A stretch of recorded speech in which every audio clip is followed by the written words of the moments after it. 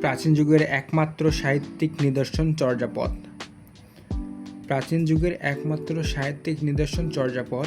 চর্যাপদ আবিষ্কার করেন ডক্টর হরপ্রসাদ শাস্ত্রী। হরপ্রসাদ শাস্ত্রীর উপাধি মহামহোপাধ্যায়।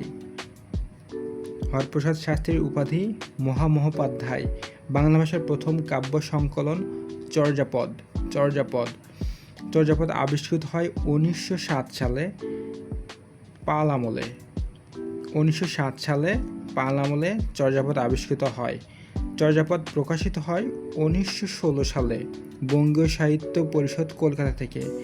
বঙ্গীয় সাহিত্য পরিষদ কলকাতা থেকে। চর্যাপদের আদি নাম চর্যাচর্য বিনিশ্চয়।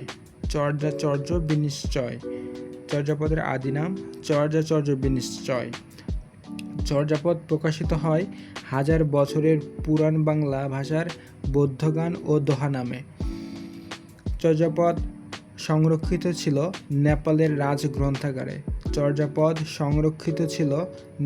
রাজগ্রন্থাগারে। চর্যাপদের টিকাকার হলেন মণি দত্ত। চর্যাপদের মোট পদ সংখ্যা 51টি। চর্যাপদের আবিষ্কৃত মোট পদের সংখ্যা 46.5টি, 46.5টি। চর্যাপদের রচয়িতা মোট 23 জন। মতান্তরে 24 জন।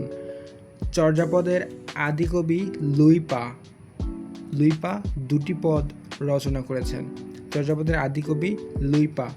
চর্যাপদের খণ্ডিত আকারে পাওয়া গেছে 23 নং পদটি চর্যাপদে খণ্ডিত আকারে পাওয়া গেছে। চর্যাপদের সর্বাধিক পদ রচয়িতা কান্যপা 13টি।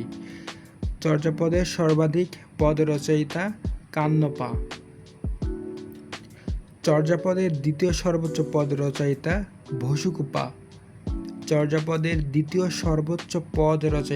ভসুকোপা। 8টি। চর্যাপদের রচয়িতা সবরপা বাঙালি ছিলেন। তার বাঙালি কে ছিলেন? সবরপা। চর্যাপদের রচয়িতার মধ্যে বাঙালি ছিলেন সবরপা। নিজেকে বাঙালি বলে পরিচয়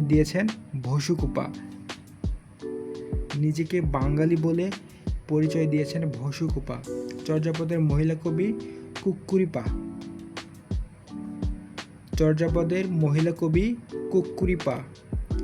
চর্যাপদের ভাষাকে হরপ্রসাদ শাস্ত্রী আলো আঁধারি ভাষা নামে অভিহিত করেন।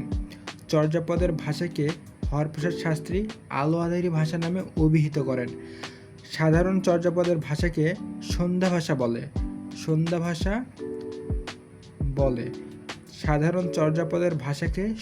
ভাষা বলে। চর্যাপদ মাত্রাবৃত্ত ছন্দে চর্যাপদ রচিত। তাহলে চর্যাপদ মাত্রাবৃত্ত ছন্দে রচিত।